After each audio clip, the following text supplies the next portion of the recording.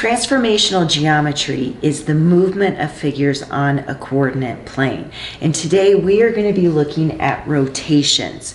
So when we're thinking about rotational symmetry, we are literally turning an object around a fixed point. And that fixed point is called the center of rotation. It's kind of like in basketball when you're pivoting and you can't move that one foot, but you can turn around in any directions. It's the same exact concept. Now, when we are rotating that figure on the coordinate plane, we always have to rotate it a number of degrees, and that's called the angle of rotation. Now, we either rotate it in a clockwise rotation or a counterclockwise rotation. And mathematicians have been so good about figuring out rules. So we're going to look at these general rules that we can use when we are rotating, so we don't have to guess. So first, we know that we can rotate a figure 90 degrees counterclockwise or 90 degrees clockwise. We're going to start with counterclockwise, which means we're going to be going this opposite direction here. So in your directions, they're going to have to tell you it's counterclockwise or it's clockwise. You're not ever left to just figure that out on your own. So say they said you're going to rotate a figure 90 degrees counterclockwise. And let's just start with this single point. Let's say our original point was 2, 1. Well, we know that we're moving it because we see our arrow, and whenever we're rotating it counterclockwise, it means we're going from one quadrant to the next quadrant.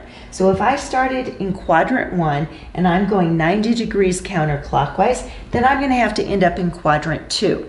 Now, the rule that is applied, and this is where it gets a little confusing, whatever your x value was, that's going to become your y value.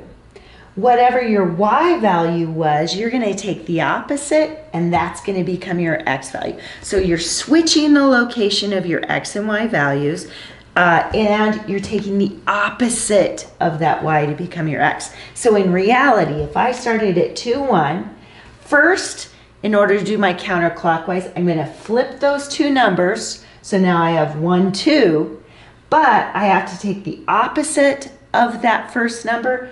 Now I get -1. So I always think of it as flipping it around. And now when I go to actually graph this, 2, 1 started here, -1, 2 is right there, and you can see it exactly rotated that 90 degrees, and you can see right there is that 90-degree angle. So if you were going the opposite direction and you were going to take that same figure and you were going to rotate it 90 degrees clockwise, so we're still going to start at 2, 1, our original. Now we're going to move one quadrant. So we started in quadrant 1, we're now going to move to quadrant 4. So again, when we do that move, we've got to flip our x and y. So you can see that we're flipping our x and y, and what was my x becomes my y, what was my y becomes my x, and now it's the opposite that we do. It's that the y takes the opposite there. So here I started at 2, 1, and now I'm going to go to 1, -2. And right there, you can see our 90-degree rotation. So it takes some time to think about it, but if you're always thinking about flipping that x and y, you just have to remember what's happening in the quadrant to get that negative sign. Now, sometimes they're going to ask you to do a 180-degree rotation. So 90 degrees always took us to the next quadrant over. If we're going to do 180, it's going to take us 2 quadrants. Now, what happens with that, if I go counterclockwise, I'd go 90 here and 90 here.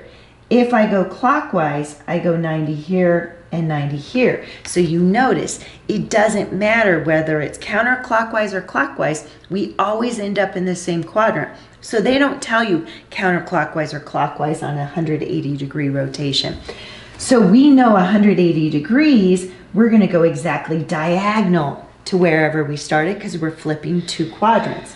So when we go to do that, when I do my flip, if I started at 2, 1, my original location, all I have to do is take the opposite of my x and y. So I'm not flipping my x and y, I'm just taking the opposite of those. So you can see when we do the opposite, if you drew a line, it would be a straight diagonal line. That would be that rotation. So rotations are actually fairly easy when we're thinking about that, that code that we have to know. The key is you got to learn the code with that. So give it a shot today. Let's see what you can do. It's not that difficult. Just think about it as you make your way through it.